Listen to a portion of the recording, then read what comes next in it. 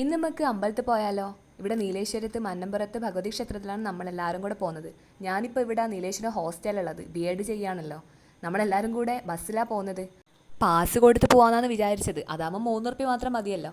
പക്ഷേങ്കിൽ നൈസായിട്ട് തേഞ്ഞ് എല്ലാവരോടും കണ്ടക്ടർ പാസ് ചോദിച്ചു. നമ്മളെടുത്ത് എല്ലാവരുടെ അടുത്തും പാസ് ഇല്ലേനു. അതുകൊണ്ട് കുറച്ചാൾ ഫുൾ പൈസ കൊടുത്ത്. പോകുന്ന വഴിക്കെല്ലാം മീനെല്ലാം വിൽക്കുന്നുണ്ട്. ആരാന്നോ ഇപ്പം മീനെല്ലാം വിൽക്കുന്നത്? കടലിൽ എന്തെല്ലോ മറിഞ്ഞു എന്നെല്ലാം പറയുന്ന നിൽക്കുന്നില്ലേ? ചട്ടിയും കലവും എന്തെല്ലോ ആടെ വിൽക്കുന്നുണ്ട്. ഈ റെയിൽപ്പാളം കടന്നിട്ട് വേണം അമ്പലത്തിലേക്ക് പോവാൻ. ഇതാണ് അമ്പലം. നല്ല തിരക്കേനും. ആടെ ചന്തയിൽ കുറേ സാധനങ്ങൾ വിൽക്കുന്നുണ്ട്. കയറുമ്പോൾ തന്നെ അലുവയാണ് കണ്ടത്. പക്ഷേങ്കിൽ നമ്മുടെ കോഴിക്കോട് അലുവേൻ്റെ അത്ര ഒരു അലുവയും ഇല്ല. വിലക്കുറവിന് ഒരുപാട് സാധനങ്ങൾ വിൽക്കുന്നുണ്ട്. ഏതെടുത്താലും 20 റുപ്യേൻ്റെ എടുക്കാൻ നമ്മൾ കയറി. അന്നേരം അപ്പുറത്ത് തന്നെ ഏതെടുത്താലും 10 റുപ്യ. അത് പിന്നെ മലയാളികളുടെ സ്വഭാവം അങ്ങനെയാണല്ലോ. ഏടെ വില കുറവുണ്ടോ ആടെ നമ്മൾ ഉണ്ടാവും. കുറേ സാധനം നമ്മൾ വാങ്ങി. ഡ്രസ്സ് വാങ്ങുന്നവരുണ്ട്, വെറുതെ നോക്കി വില മാത്രം ചോദിച്ച് പോകുന്നവരുണ്ട്, എന്നെപ്പോലെ.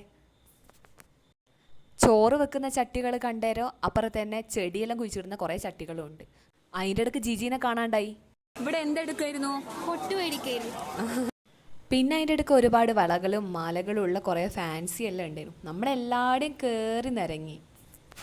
കുറേ കീ ചെയിനുകളും മോതിരങ്ങളും മയിൽപ്പീലികളും കുറേ സിന്ദൂരങ്ങളും ഒക്കെ ഉണ്ടായിരുന്നു. ഈ പല കളർ സിന്ദൂരം ആരെങ്കിലും വാങ്ങുന്നുണ്ടാവുക? എൻ്റെ കൈമേൽ ആദ്യം മൈലാഞ്ചി ഉള്ളതുകൊണ്ട് ഞാൻ ആടുന്ന് മൈലാഞ്ചി ഇട്ടില്ല. സാന്ദ്ര ആടുന്നൊരു പാദസരം വാങ്ങി. നല്ല രസമുണ്ടായിരുന്നു. ഇത് പാദസരം വെക്കുന്ന അമ്മമ്മയും കുഞ്ഞാവേയും.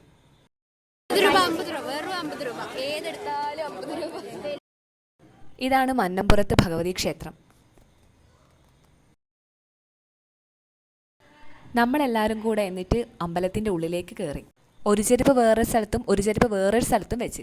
കാരണം പണ്ടൊരു അനുഭവമുണ്ട് ചെരുപ്പ് പോയത്. ഇത് നല്ല രസമല്ലേ കാണാൻ? എല്ലാവരും കൂടെ വാങ്ങണമെന്ന് വിചാരിച്ചതാണ്. പക്ഷേ വില കേട്ടിട്ട് അത് ആടെ തന്നെ വെച്ച്.